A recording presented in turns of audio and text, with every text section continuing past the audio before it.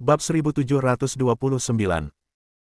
Chen Ye terhanyut dengan akal sehatnya dan menemukan bahwa mereka semua berasal dari keluarga kera perang yang menentang surga, dan yang terkuat tidak berada di ranah Taoisme. Dia bisa mengatasinya sendiri. Napas ras manusia Chen Ye langsung menarik keluarga kera perang yang menantang surga. Kekuatan kera perang yang menentang surga ini sama sekali tidak kuat, dan Chen Ye dapat dengan mudah menyelesaikannya. Setelah menyelesaikan klan kera perang penentang langit, Chen Ye berencana untuk terus memeriksa, tetapi menemukan bahwa klan kera perang penentang langit memiliki ekspresi ketakutan di matanya. Chen Ye mengerutkan kening, mengetahui bahwa kera perang penentang surga adalah garis keturunan teratas, dan tidak ada yang bisa membuat mereka takut. Kecuali itu adalah garis keturunan naga atau tingkat binatang purba. Sepertinya ada yang salah. Pada saat ini, Chen Ye merasakan sedikit kedinginan. Kekuatannya, bahkan jika di bawah nol, dia tidak akan merasa kedinginan. Tiba-tiba, mata Chen Ye menyipit, dan dia melihat sekelompok prajurit berbaju besi membawa peti mati. Hanya saja nafas para pejuang ini sangat aneh. Ternyata itu adalah tubuh spiritual. Dan kuat. Bagaimana tubuh spiritual bisa muncul di tempat ini? Yang aneh adalah dia masih membawa peti mati. Siapa? Pada saat ini, semua prajurit itu melihat ke arah Chen Ye. Ketika Chen Ye mendengar ini, hatinya tenggelam. Tempat ini penuh dengan hal-hal yang tidak diketahui. Secara alami, tidak mungkin baginya untuk bertarung, dan dia langsung berlari ke posisi Raja Suci Abadi. Chen Ye melarikan diri dengan cepat, tetapi menemukan bahwa para pejuang ini sedang mengejar, dan kecepatannya semakin cepat, saya takut tidak akan lama untuk mengejarnya. Melihat para prajurit semakin dekat, Chen Ye mengertakkan gigi dan berhenti. Karena Anda tidak dapat melarikan diri, Anda hanya bisa bertarung. Chen Ye mengepalkan pedang panjang di tangannya, mengangkat kakinya, dan menebas dengan pedang. Di hadapan pedang ini, prajurit itu tidak menunjukkan ekspresi apapun, dan bahkan tidak menghindarinya sama sekali. Tusuk itu. Dengan satu pedang terhunus, tubuh para pejuang ini berubah menjadi dua bagian, tetapi mereka diatur ulang dalam sekejap. Pada saat reorganisasi, tinju meledak. Tinju ini mengenai perut Chen Ye, dan kekuatan besar menghantam tubuhnya dari luar ke dalam. Chen Ye sedikit mengernyit. Indera spiritual ini sebenarnya tidak lebih lemah dari kekuatan indera spiritual dari kuburan reinkarnasi. Dan kekuatan ini jelas berada di atas alam ciptaan. Kemana Raja Suci Abadi membawanya? Hanya dengan satu pukulan, Chen Ye tahu bahwa dia bukan lawan sama sekali. Chen Ye mundur dua langkah dan menjauhkan diri dari para prajurit ini. Pada saat ini, sosok prajurit menghilang di tempat dan tiba-tiba muncul di belakang Chen Ye. Prajurit itu mengangkat tangannya dan menepuk punggung Chen Ye dengan jarinya. Keles 1K. Kedua pukulan itu melukai Chen Ye dengan serius. Mendesis.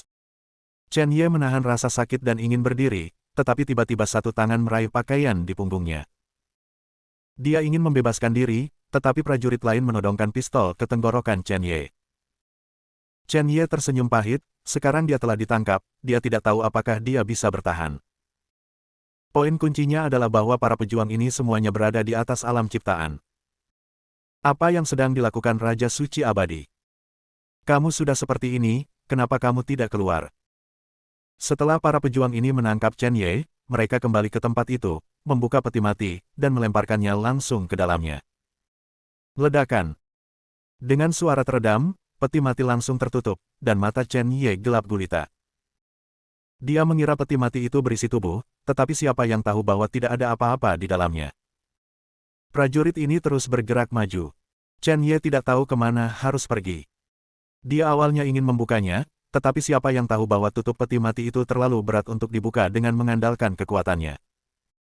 Sepanjang jalan, Chen Ye tidak tahu berapa lama dia berjalan ketika tiba-tiba tutup peti mati dibuka. Chen Ye ditangkap oleh para prajurit ini, mendongak dan melihat sebuah kapal besar. Kapal itu bobrok dan terlihat tua pada pandangan pertama. Di kapal, ada barisan prajurit yang berdiri. Ding ding deng. Pada saat ini, ada suara langkah kaki. Chen Ye mendongak dan melihat seorang pria kekar berjalan, mengenakan baju besi emas, dan matanya memancarkan cahaya yang menembus. Raja roh dari 100 pertempuran, orang-orang telah dibawa, kita akan pensiun dulu. Salah satu prajurit berlutut dengan satu lutut dan berbicara dengan hormat. Mengizinkan. Begitu suara Bai Zhan Lingwang jatuh, para pejuang ini pergi dengan rapi dan seragam dan menghilang dalam sekejap mata. Kamu memiliki bau alkohol pria itu, aku khawatir pria itu yang membawanya. Ikut dengan raja ini. Raja Bai Zhanling melirik Chen Ye, lalu melangkah maju. Chen Ye mengerutkan kening, jelas bahwa orang ini mengenal Raja Suci Abadi. Apakah ini kesempatan yang dikatakan Raja Suci Abadi? Chen Ye meliriknya dan mengikuti dengan gigi terkatup. Situasi saat ini hanya dapat diambil selangkah demi selangkah. Chen Ye mengikuti Raja Roh dari 100 pertempuran di belakangnya dan datang ke kapal. Sepintas, dia melihat bahwa semua prajurit berpatroli dengan tertib. Setelah berjalan selama 3 menit, Raja Roh Bai Zhan datang keluar ruangan dan berhenti 2 langkah. Memasuki. Bai Zhan Lingwang berdiri di sebelah kiri, menatap Chen Ye dengan sepasang mata. Tanpa ragu, Chen Ye melangkah keluar dan berjalan ke kamar. Sekarang dia telah datang ke sini, tidak perlu konspirasi dan trik untuk membunuhnya. Saat dia memasuki ruangan gelap itu tiba-tiba menyala. Chen Ye meliriknya dan menemukan bahwa ada meja di sekitarnya, kursi kayu rotan di sebelahnya, dan seorang pria berbaju putih duduk di atasnya, dengan aura halus dan senyum menyipit di matanya. Selamat datang di kapal bertahun-tahun, duduklah. Pria berbaju putih melambaikan tangannya, dan kursi kayu rotan muncul di sebelah Chen Ye. Chen Ye melangkah maju dan duduk, dia merasa nyaman ketika dia datang, dan dia tidak memiliki rasa takut di dalam hatinya. Duduk di kursi kayu rotan, diam-diam, pada saat ini, pria berbaju putih berkata, kamu adalah orang ke-6 yang datang ke kapal reinkarnasi. Adapun 5 orang pertama, mereka sudah mati. Chen Ye mengerutkan kening tetapi tidak berbicara. Karena pria berbaju putih memanggilnya, dia pasti tidak hanya ingin membunuhnya. Kamu dibawa oleh orang itu. Orang itu bertaruh dengan kita, dan dia bahkan mengancam bahwa orang-orangnya bisa menghancurkan segalanya. Aku ingin melihat apakah kamu layak mendapatkan kepercayaan orang itu. Ketika Chen Ye mendengar ini, dia tidak sabar untuk memarahi Raja Suci yang abadi. Dia pikir itu adalah kesempatan bagi Yong Lao untuk membawanya ke sini. Hasilnya adalah taruhan yang tidak dapat dijelaskan ini. Bisakah kamu menjadi sedikit lebih egois? Kamu bisa datang ke sini, dan pria itulah yang menunjukkan bahwa dia memenuhi syarat untuk menantang. Langkah selanjutnya adalah hidup atau mati tergantung pada hidupmu. Chen Ye terdiam, dia tidak tahu apa yang sedang terjadi sekarang. Pria berbaju putih yang tiba-tiba muncul tidak tahu apa identitasnya, tetapi dari kata-katanya, tidak sulit untuk mengatakan bahwa dia tidak punya pilihan. Wah, aku tahu kamu memiliki banyak pertanyaan di hatimu, tetapi ketika kamu lulus, aku akan menceritakan semuanya padamu.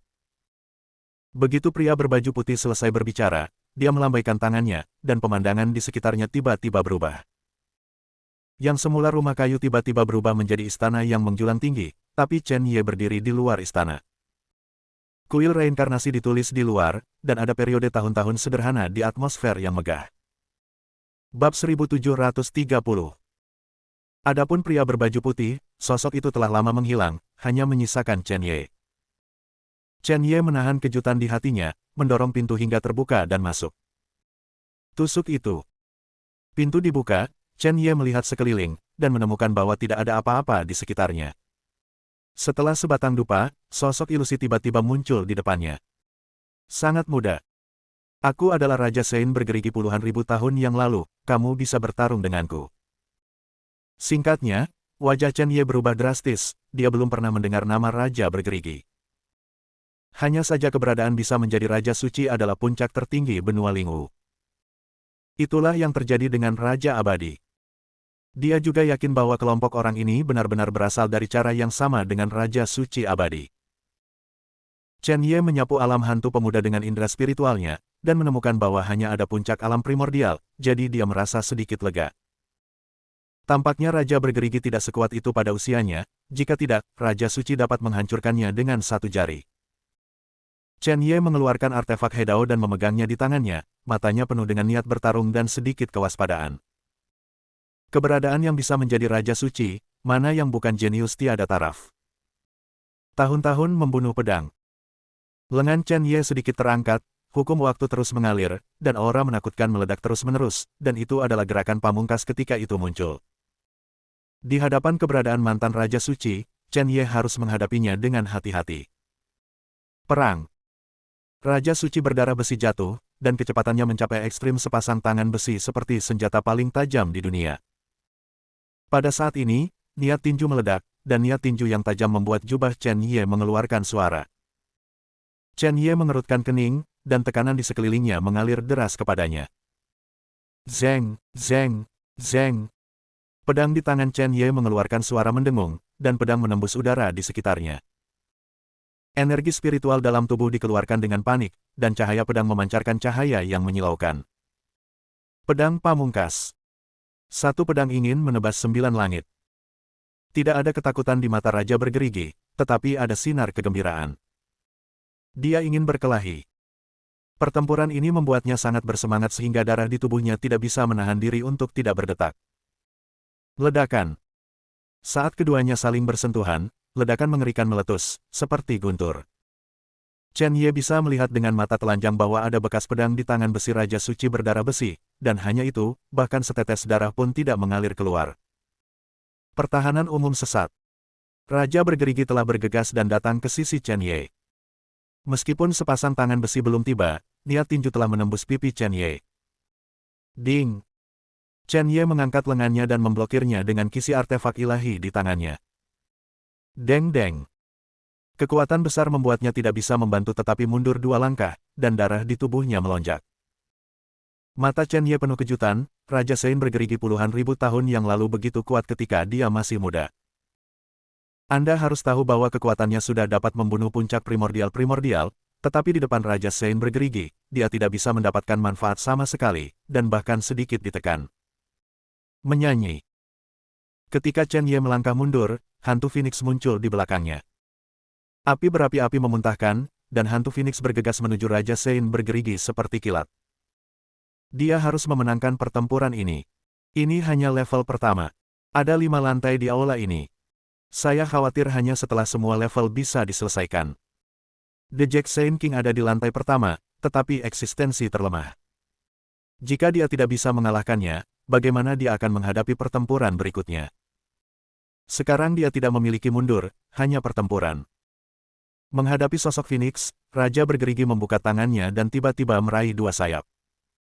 Kelas 1K. Dengan suara renyah, hantu Phoenix terbelah menjadi 2 bagian dan menghilang ke dalam kehampaan. Ketika Chen Ye melihat adegan ini, sudut mulutnya tidak bisa menahan diri untuk tidak bergerak dengan keras, merobek burung Phoenix dengan tangannya. Raja Sein Bergerigi mungkin adalah pembangkit tenaga fisik dari puluhan ribu tahun yang lalu. Tidak pasti bahwa Raja Sein Bergerigi berada di masa jayanya, dan dia benar-benar dapat bersaing dengan Phoenix Divine Beast. Aku tidak senang, bisakah aku bertarung dengan tubuhku? Raja Sein Bergerigi menatap Chen Ye dengan mata seperti perang, dan pertempuran semacam ini membuatnya tidak senang sama sekali. Hanya pertempuran paling primitif yang dapat menginspirasi semangat juang terkuatnya. Ini baik. Chen Ye setuju tanpa ragu-ragu, dia memiliki harga dirinya sendiri. Bagaimana dengan pria kuat puluhan ribu tahun yang lalu, dia percaya bahwa dia tidak lebih buruk dari siapapun. Kekuatan Raja Bergerigi tidak akan menghapus semangat juangnya, tetapi hanya akan membuatnya lebih kuat. Pembangkit tenaga listrik yang sebenarnya, menginjak tulang arogansi yang tak terhitung jumlahnya. Dalam pertempuran periode yang sama, Chen Ye tidak takut pada siapapun. Jalannya, tidak akan tunduk pada siapapun. Chen Ye menyingkirkan senjata ilahi di tangannya, mengepalkan tinjunya erat-erat, dan keduanya bertarung dengan tubuh mereka sendiri. Perang. Chen Ye meraung, dan kemudian langkah kuat bergegas ke depan Raja Bergerigi. Mengepalkan tinju mereka, keduanya meledak secara langsung, dan keduanya langsung bertarung dengan cara yang paling primitif. Ledakan, ledakan, ledakan. Satu pukulan demi pukulan, kerenyahan tulang satu demi satu.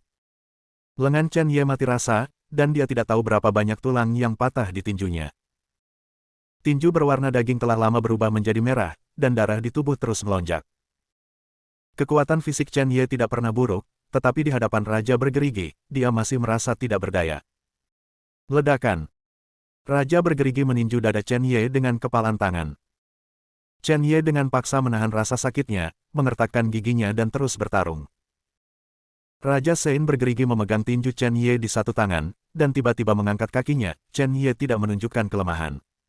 Kedua kekuatan itu bertabrakan. The Jack Saint King mengerang kesakitan dan mau tidak mau mundur 2 langkah.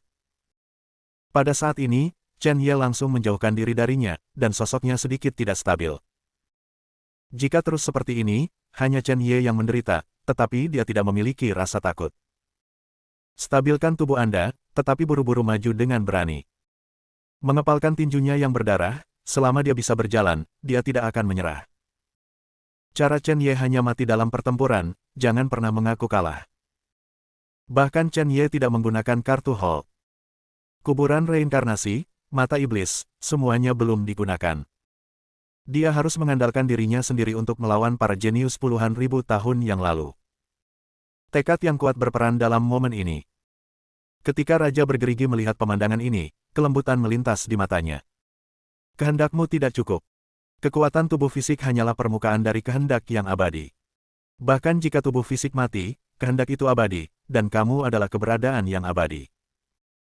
Raja bergerigi berkata, tanpa ragu-ragu, meninju Chen Ye dengan pukulan. Apa? Chen Ye tidak bisa menahan tangisnya, pukulan itu sepertinya bukan hanya rasa sakit di tubuh, tetapi juga jiwa yang bergetar. Perang. Chen Ye mengertakkan gigi, mata merah darahnya seperti orang gila. Pada saat ini, dia lupa apa yang dia lakukan, melupakan segalanya, dan hanya memiliki keinginan untuk bertarung di dalam hatinya. Tidak gila, tidak hidup. Setiap pukulan dari Jack King mengenai tubuh Chen Ye. Setiap kali saya meninju, saya harus menderita perasaan yang menyayat hati. Kecepatan Chen Ye melambaikan tangannya menjadi lebih lambat, dan kekuatan pada tinjunya terus berkurang. Sekarang dia seperti orang berdarah di sekujur tubuhnya, dan hanya ada kepalan tangan di benaknya.